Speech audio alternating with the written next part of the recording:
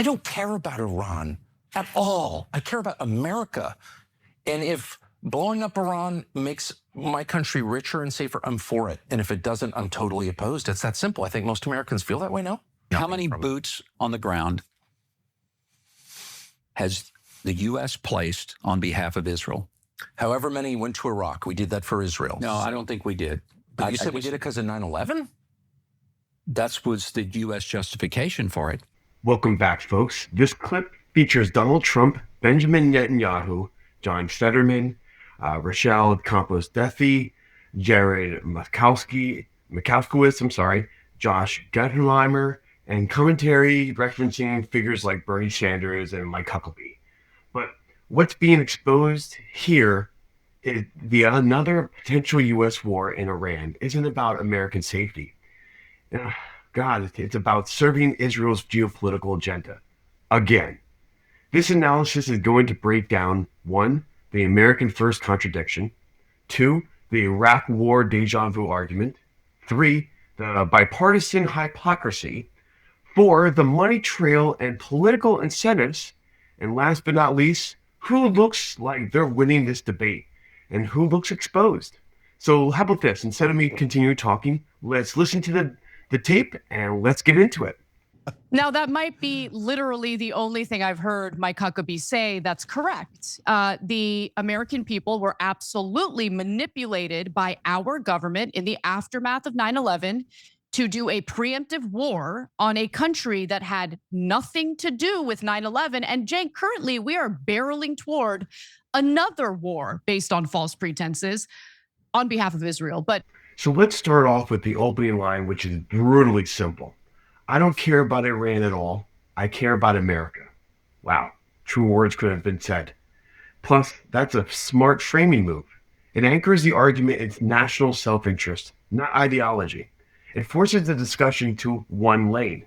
Does war with Iran benefit the United States? Yes or no? That's powerful because it strips away emotional appeals, moral crusades, and foreign policy abstractions. But here's where the tension starts.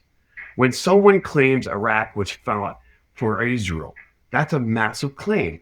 The script treats it as subtle facts, no nuance, no counterweight. That's rhetorically effective for engagement, but analytically, it's selective. Still, what the script does very well is hammer this contrast. 1, Iraq justified as 9/11 retaliation.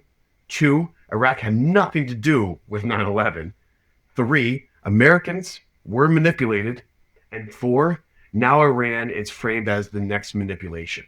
That's a clean narrative arc, and it's emotionally potent. I'm curious what you think. Yeah, so in this story, there's a couple of shocking developments that we're going to tell you about. One is that the New York Times has done a good story about this. Oh my God, yes. Okay, asking this simple question: why? Why are we going to Iran? And then you're going to see Democrats, of course, betray us and support Israel and demand this war instead. So Anna, tell us all about it. Well, look, we still don't have a clear picture in regard to the scope of this war with Iran, this seemingly impending war with Iran. It could be a limited strike on Iran's nuclear facilities, which I thought we had already completely obliterated, which is something that Trump repeatedly said, and its ballistic missiles.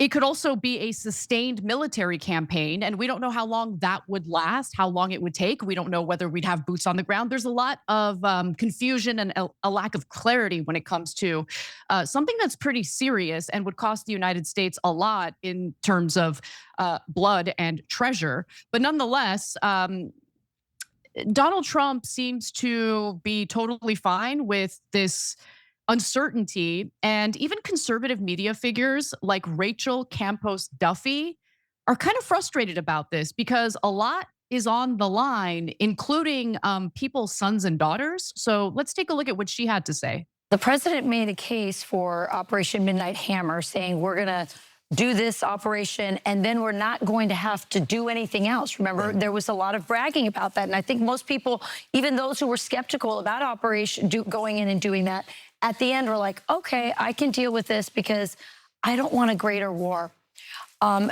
I think that the president needs to make a better case as to why this is in American interest to potentially go into a kinetic war.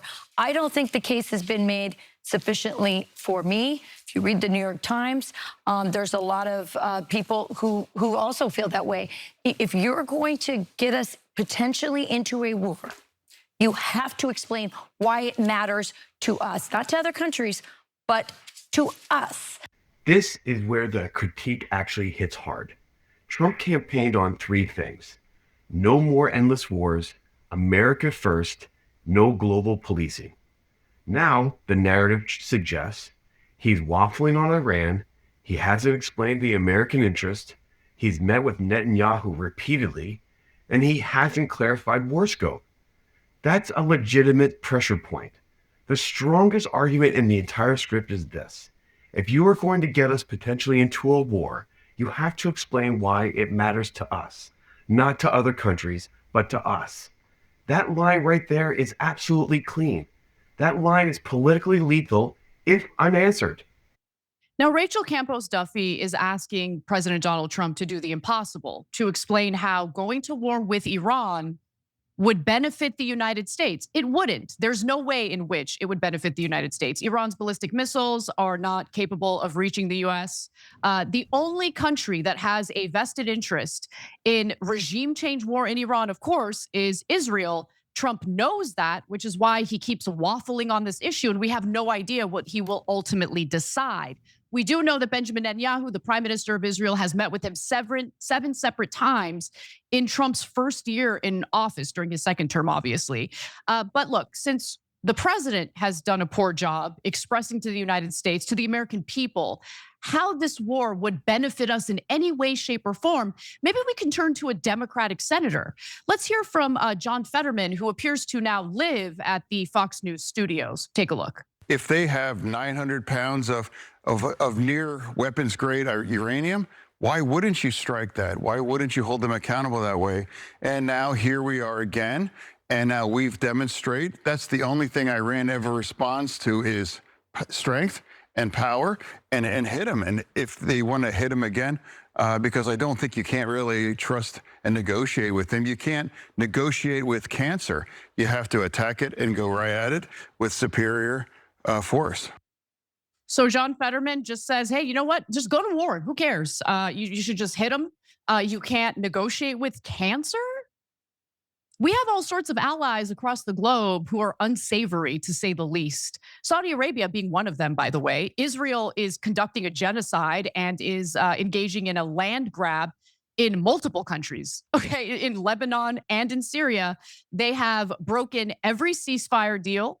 In fact, they have carried out more than 100 airstrikes against Lebanon since they agreed to a ceasefire. So you want to talk about who cannot be trusted? Israel is the country that lied to us about Iraq's so-called weapons of mass destruction, which of course they didn't have. That's what convinced the American people that we needed to go to war with Iraq in 2003. It's just amazing to me, Cenk, that we find ourselves in the same place we were in 2002, 2003. And luckily this time around, a lot of Americans aren't falling for it. The fact that Rachel Campos-Duffy was able to say what she said on the Fox News channel is a kind of a big deal when you think about it. But I'm curious what you think. Yeah, so let's also remember, by the way, her husband is Sean Duffy, Secretary of Transportation in this Trump administration. Look, she's been a talk show host for a long time, so she speaks for herself and not necessarily for her husband, but it's still an interesting thing to note here how close the rebellion is to the Trump administration. Because I think that she's reacting mainly to what she's seeing from the audience. And right-wing audience is completely turned around on Israel and on Iran. So yeah, there's some portions of MAGA for sure that still say, oh, as long as we just bomb them and we never get hurt, there's never a scratch on us, then it's gonna be fine. First of all, that's not how wars go. Second of all, this is not just a bombing campaign, as we described to you guys earlier, and Axios is reporting weeks-long campaign, maybe months-long campaign, and trying, some believe trying for regime change, so much longer, more protracted. Transport planes are on their way, et cetera. And people are asking the same question that everybody's asking, Tucker asked, which is, what does this have to do with us? And Huckabee's answer was revealing because he's like, well, our justification was 9/11. When asked, did we do the war, Iraq war, for Israel? Well, our justification was 9/11. So yeah, we did it for, I mean, Huckabee loves Israel and serves Israel loyally. We're gonna get back into that later in the program. And even he can't muster up an excuse. And we've lost $8 trillion in the global war on terror, otherwise known as the global war on Israel's enemies. And yes, they definitely wanted us to go into Iraq. Anyone saying otherwise is 100% lying. We have all the quotes of the neocons, including Benjamin Netanyahu, that demanded that we go into Iraq, which then brings us to Fetterman. So Fetterman says the same nonsense we heard before the Iraq war. Oh, weapons of mass destruction, 900 pounds of uranium, and they're evil and they're a cancer. We can't talk to evil. That's literally what Dick Cheney said. And the only thing they understand is violence. That's why we have to do massive violence on them before they even touched us. They haven't done anything to us, but we should do massive, massive violence because all they understand is violence. Whenever I hear them talking, Anna, I like the Israelis, Israel first, and that definitely includes Fetterman and Huckabee. I feel like it's just one giant confession. All you have to do is flip it, and instead of Iran, put in Israel. All they want is to dominate the Middle East, and they're a cancer there, constantly endangering the security of everyone else. Like, you're describing Israel, right? Iran has not attacked any of its neighbors. Israel has attacked almost all their neighbors. And finally, Trump, for this round, Trump says, oh, I'm anti-war in America first. He gets in and says, I'm just kidding. I'm totally pro-war in Israel first. So you vote for him, you get Israel first. We vote for Fetterman thinking, my God, the guy's totally anti-war, progressive, populist, etc. American voters first. Nope, he comes in, nope, Israel first, totally pro-war. So no matter who you vote for, you get Israel. So when John Fetterman says, you can't negotiate with cancer, that's aggressive rhetoric. It echoes Bush-era moral absolutism. The script attacks that framing by pointing out, 1, we negotiate with Saudi Arabia, 2, we negotiate with adversaries all the time, and 3, moral purity isn't how geopolitics actually works. That's a fair hypocrisy called out. But here's the flip side. Comparing a hostile regime pursuing nuclear capabilities to just another unsavory ally downplays legitimate regional security concerns. Both sides are using emotional loaded language, cancer, sellouts, Israel first, global war on Israel's enemies. It's escalation rhetoric on both ends, and that's intentional. It drives engagement, and that is what they're trying to do.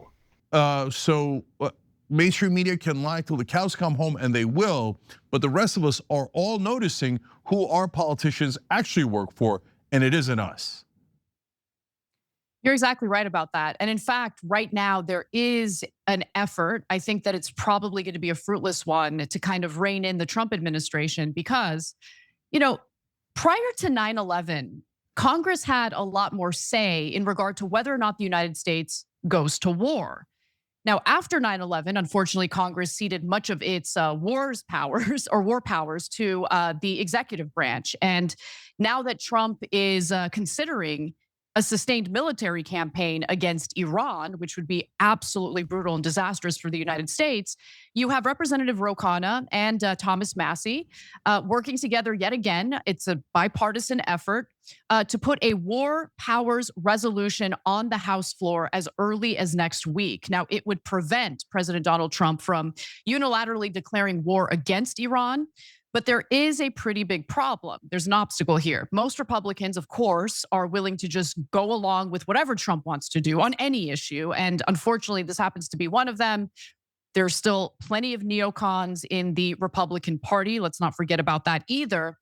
And 2 Democrats have already stated that they will oppose the resolution. Okay, so they are Representatives Josh Gottheimer and Jared Moskowitz. So let's hear from Moskowitz, who says, they should just rename it the Ayatollah Protection Act because that's what it does. Okay, we should just name you, the representative from Israel. Because explain to me, Moskowitz, exactly why the United States should attack Iran when Iran does not pose a threat to the US. Its ballistic missiles can't reach us. So what are we gonna get out of it? Because we're gonna pay for that war. Money we don't have, by the way, so we're gonna increase our national debt, which is already disastrous enough. And if it is a sustained military campaign in an effort to overthrow the regime in Iran, then you have no choice. You need to have boots on the ground. And obviously that risks the lives of our soldiers. But even if you don't get to that point, obviously we have soldiers based in that region who will be a target should this war pop off. So there's that. Now let's take a look at how much money these individuals have taken from AIPAC. AIPAC Tracker does great work. And when it comes to Jared Moskowitz, that number is $741,058. When it comes to Josh Gottheimer, it's over $2 million. Cenk, back to you. Yeah, they're sellouts. They have betrayed America. They work for Israel. It's crystal clear. They're supposed to be Democrats who are anti-war. The minute Israel wants war with Iran, they say, absolutely, and if you're not in favor of it, you're in favor of the Ayatollah. Sounds like Dick Cheney, okay? So I don't want anybody to get confused, okay? There's wonderful Jewish American legislators who've been opposed to this throughout. Bernie Sanders doesn't take any AIPAC money, is opposed to sending more money to Israel for offensive weapons. Jan Schakowsky, we're going to talk about later in the show about wonderful progressive Democrat who's Jewish American, say withdrew her endorsement from another candidate because she took money from AIPAC. She's like, no more money from AIPAC, okay? And so that's beautiful. So I don't want you guys to see Moskowitz and Gottheimer, who are core evil, and make any wrong assumptions. They just have chosen to serve Israel instead of America. That's their personal choice. They partly out because of the legalized bribery. You see the millions of dollars they've taken. And for whatever other reason. But those two, I've tracked their career. They are loyal to Israel in every way. They always vote for Israel. Not only do they do that, they're the kind of thugs who come around, and if you don't support Israel, they say you're an anti-Semite, you should never be allowed to speak, your career should be ruined, etc. They try to bully Americans into serving their beloved Israel. They're disgusting, and we should not go to war for Moskowitz and for Gottheimer and for all of Israel first, including Fetterman and Mike Huckabee. It isn't about religion, guys. There's a cancerous group in this country. Yes, there's Christian Zionists, there's other religions, etc. But that's not the uniting thing. The uniting thing is they have decided, for either because of largely for money, but there might be other reasons, including, yes, potentially blackmail, that they are 100% going to serve Israel. This war with Iran has no benefits for America at all. We already wiped out their nuclear facilities. Their ballistic missiles can't reach us.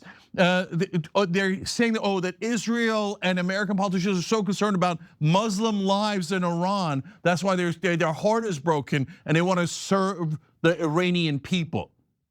Literally no one in the country is that dumb to believe that. Literally no one. I mean, as they say it out loud, they probably have to be humiliated that Israel forced them to say such a stupid talking point that no one would believe. So what's our interest? They say, well, I mean, they also help Hamas and Hezbollah. Yeah, that's Israel's issue. Those organizations haven't attacked us. They barely even exist now. Israel already obliterated them. No, Israel wants the entire Middle East totally defenseless. And as you're going to see later in the show with the Mike Huckabee interview, yes, the greater Israel means they want almost the entire Middle East. And the way you do that is by getting us to destroy all of those countries and their militaries so Israel can continue to expand, which they have expanded and expanded since 1948. And all of our politicians are almost all of them are liars, almost all of our media is liars, and they keep telling you that Israel's the victim as this imperial empire grows and grows and grows. And what is so frustrating, Anna, is that it grows with our money and our troops. Thousands of Americans died in Iraq for Israel. They never had any weapons of mass destruction, and they never did and Iraq didn't do 9/11. Iraq hated Al-Qaeda. So I'm done with all of the liars. They're the conspiracy theorists. They're the sellouts working for a different country. And when they get us into this war, which is nearly inevitable, remember to blame Jared Moskowitz, Fetterman, Mike Huckabee, Gottheimer, Trump, Biden, all the sellouts who don't work for America and work for Israel. We're up to here with it. The American people can't take it anymore. So how much are these people going to continue to betray us? The minute Iran sinks any of our ships, this country should be on fire against Israel, They're 100% the reason we're going to this war. Literally, no one can give us a single other reason that we have to fight that war other than Israel has ordered us to. And it bought our politicians, sellout sons of bitches. The climax line, the minute Iran sinks any of our ships, this country should be on fire against Israel. That's not analysis. That's emotional mobilization.